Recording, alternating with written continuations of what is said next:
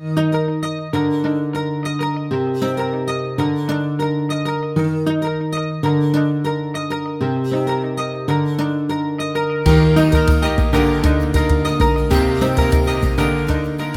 this tutorial, I am going to be teaching how to work with this beautiful knitted mold. If you like this type of tutorial, feel free to subscribe to my channel. All links will be posted in the comment box below. Don't forget to hit the notification bells if you want to receive notifications for every time I post a video. For this cake, I am using red fondant and I have a tutorial on how to color red fondant. I use Chef Master's colors for this, or you can get some red fondant. Satinize has a beautiful red fondant already pre-colored. You want to make sure to knead the fondant really well and make sure it's soft and pliable. Once your fondant is ready, you want to roll it with your rolling pin. When rolling to fill this mold, you want to leave it a little bit thick, usually around 1/4 inch. You want to make it a little bit bigger than the mold so it can fit in.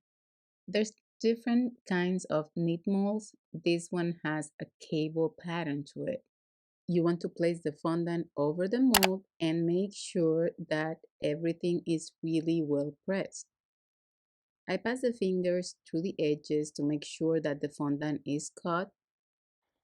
And once you do that, you want to take your fingers and press really well all around the mold so the pattern gets printed on the fondant. This is something I would take my time doing to make sure the pattern is completely well pressed.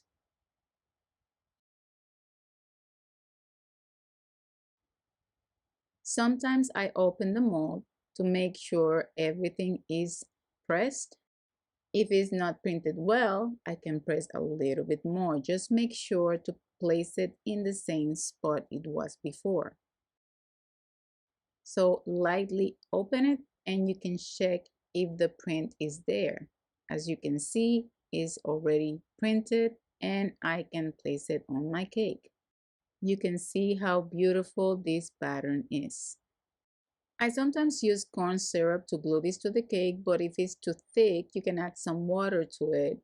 Do not dilute too much, you still want it in a thicker consistency.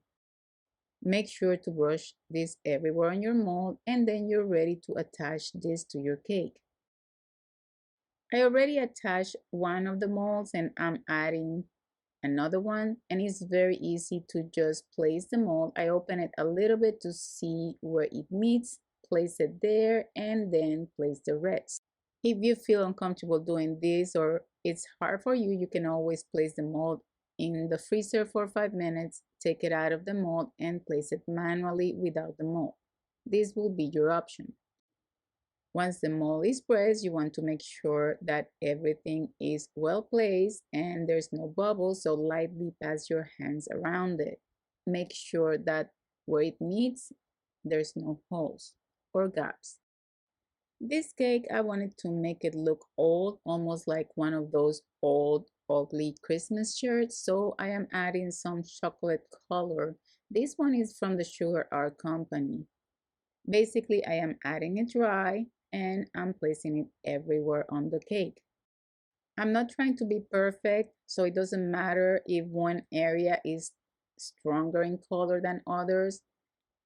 It's meant to look like this. So go everywhere and just add color with your brush and make sure to do this at the top of the cake too.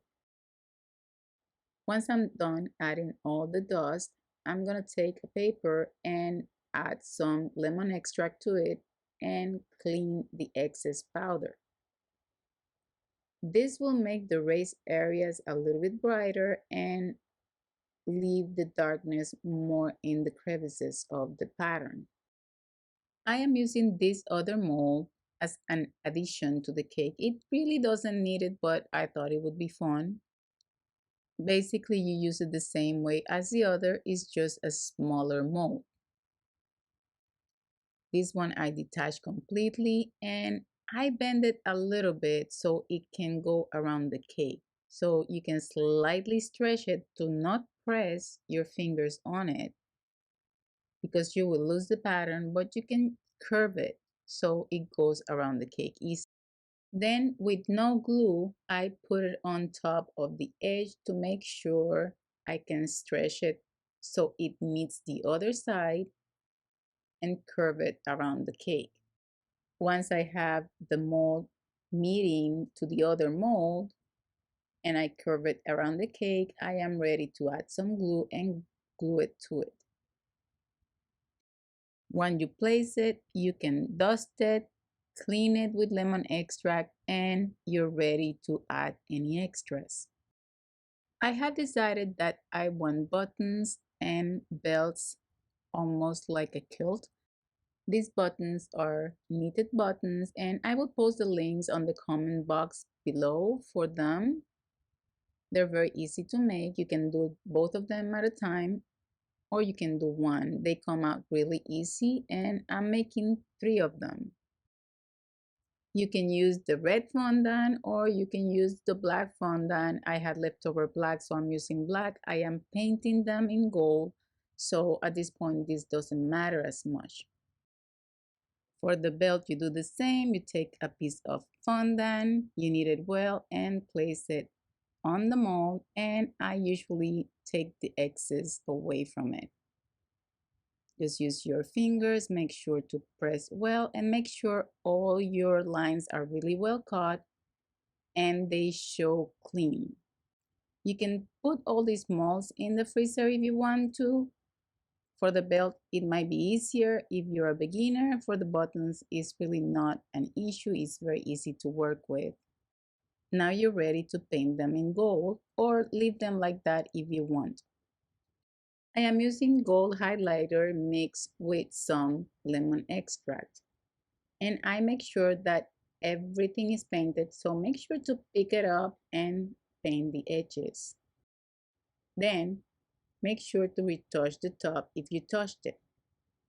Or you can paint the edge first and then do the top. Make sure that the consistency of your highlighter is not too thin or not too thick. If it's too thin, it might not paint really well. It might leave dark edges. If it's too thick, it might get all gloppy. It won't look as good. Just make sure to cover everything really well. And sometimes what I do is if I see that I still see some of the darkness of the fondant, I will take some of the powder for the highlighter and do a dry brush. Using the dry powder will make sure everything looks nice and smooth. And it will make sure that you don't have any holes that didn't color too well. Now you're ready to add this to your cake. I added some piping gel on the back of the button. You can use buttercream or even royal icing, and then just glue it. I put the top one first, then one at the bottom, and then one in the center. On the bottom tier, I decided to add 3 belts, and I did the same. I put one on the top, one on the bottom, and then one in the middle. This design is basically an ugly sweater cake design, so you can do anything you want with it, anything. To finish the cake, I put a gold poinsettia, and I have a tutorial on poinsettias that I have in my member section of the website. I will add it soon to my member section on YouTube too. Since we are only adding 1 flower, you can place a straw on the cake and place the stem inside the straw. On the top, I decided to add a beautiful Christmas tree. Then I added some poinsettia leaves, just 2 of them, to finish the whole look. And then your cake is finished. Now you can share this cake with your friends and your guests and enjoy your Christmas season.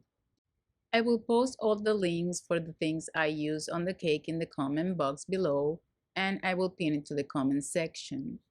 I hope you enjoyed this tutorial. Don't forget to subscribe to my channel.